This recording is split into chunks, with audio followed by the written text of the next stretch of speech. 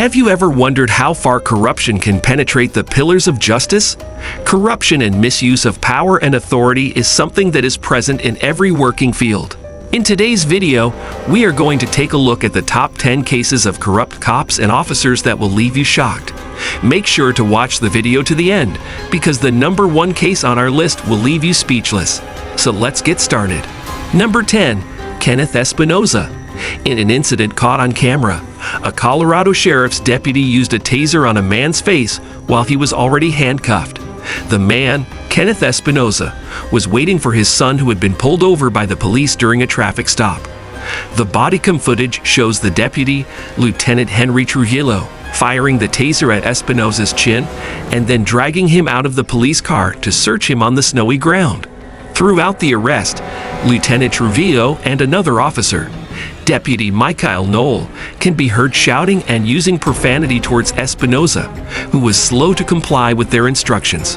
Espinoza's lawyer claims that he was tasered 35 times during the incident, although the police dispute this. The lawyer criticized the deputy's actions, stating that there was no valid reason for their behavior. Initially, Espinoza faced charges of resisting arrest and assaulting a police officer, but these charges were later dropped. His lawyer accused the officers of violating Espinoza's rights, using excessive force, and falsely charging him with crimes. The Los Animas County Sheriff's Office stated that the case was sent to the District Attorney's Office for review, and an internal investigation was also pending. Number 9. Mr. Clear Lake. This case involves an incident where Mr. Clear Lake, a member of the Clear Lake Community Watch, drove past Deputy Vega of the Harris County Sheriff's Office during a traffic stop in Seabrook, Texas. Mr. Clear Lake yelled anti-police sentiments, including profanity, at Deputy Vega as he drove by. Deputy Vega abandoned the traffic stop, made a U-turn, and began following Mr. Clear Lake. Mr. Clear Lake properly signaled and made a right turn, and Deputy Vega pulled him over. Deputy Vega claimed that he pulled Mr. Clear Lake over because he yelled out the window, citing concern for his well-being rather than being offended by the speech content. However, this action may constitute a violation of Mr. Clear Lake's First Amendment rights, which protect individuals from retaliatory actions by government officials in response to their protected expression. Profanity is considered protected speech under the First Amendment, and it is evident that Deputy Vega initiated the traffic stop for retaliatory purposes.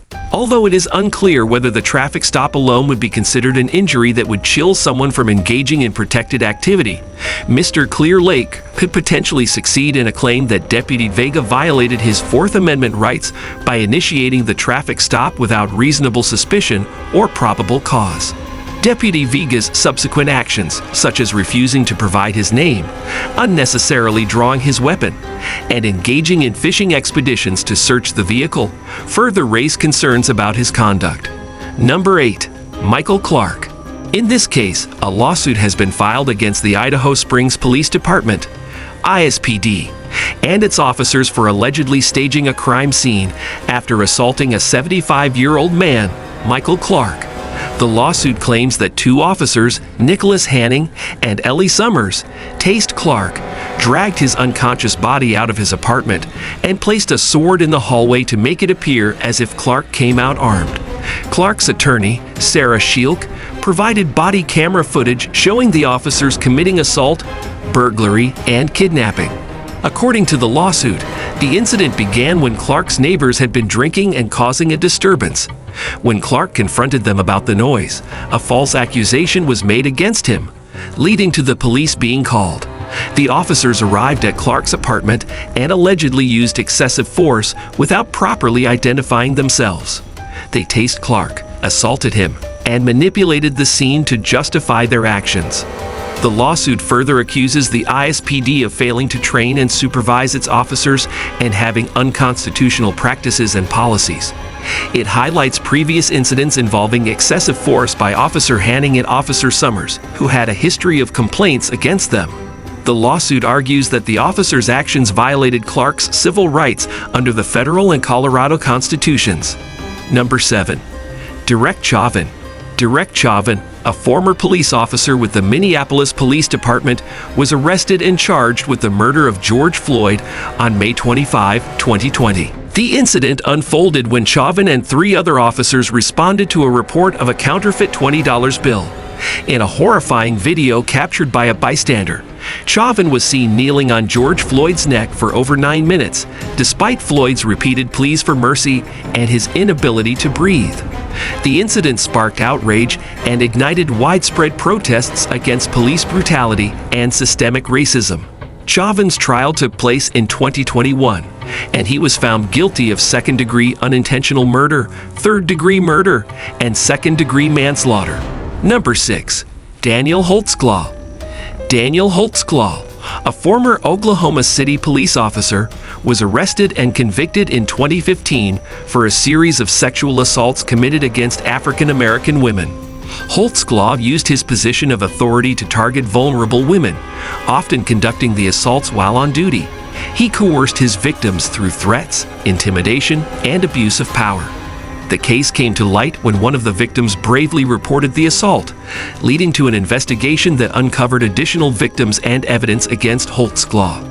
In December 2015, he was found guilty of multiple charges, including rape, sexual battery, and indecent exposure.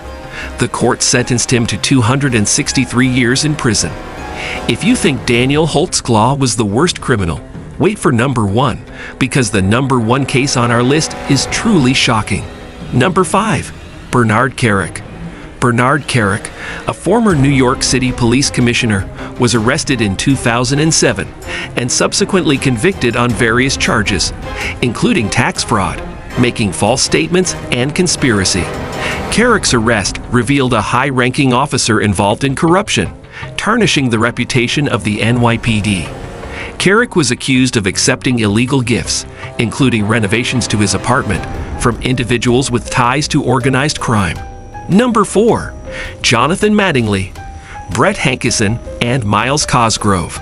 In March 2020, the Louisville Metro Police Department officers, Jonathan Mattingly, Brett Hankison, and Myles Cosgrove, were involved in the shooting death of Breonna Taylor during a botched raid on her apartment. The officers executed a no-knock warrant, and when they entered the apartment, Taylor's boyfriend, believing they were intruders, fired a shot. In response, the officers opened fire, striking Taylor multiple times and causing her death. The case garnered significant public attention and became a focal point in the Black Lives Matter movement. Protests demanding justice for Breonna Taylor and calls to address police brutality and systemic racism spread across the United States. In September 2020, a grand jury indicted only one officer, Brett Hankison, on charges of wanton endangerment for firing into neighboring apartments. Mattingly and Cosgrove faced no charges. Number 3. Direct calling. Direct calling.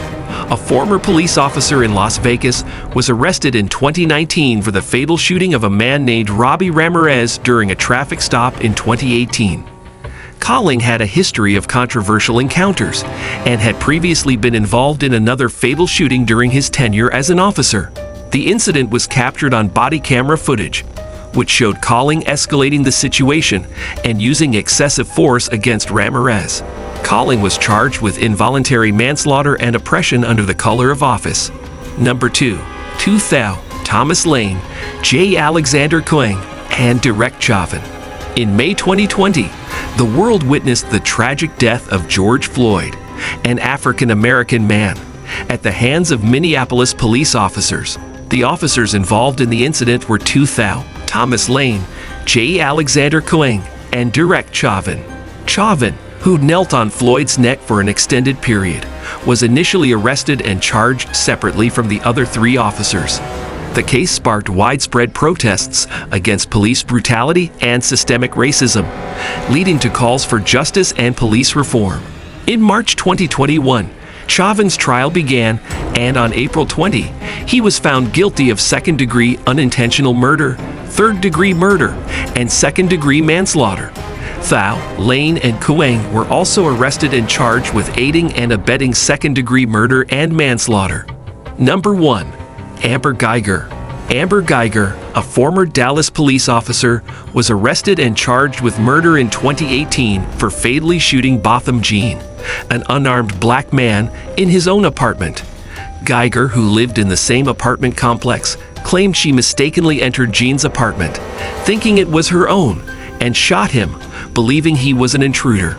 Geiger's trial garnered significant media coverage and led to discussions about police training, accountability, and the need to address implicit biases within the criminal justice system.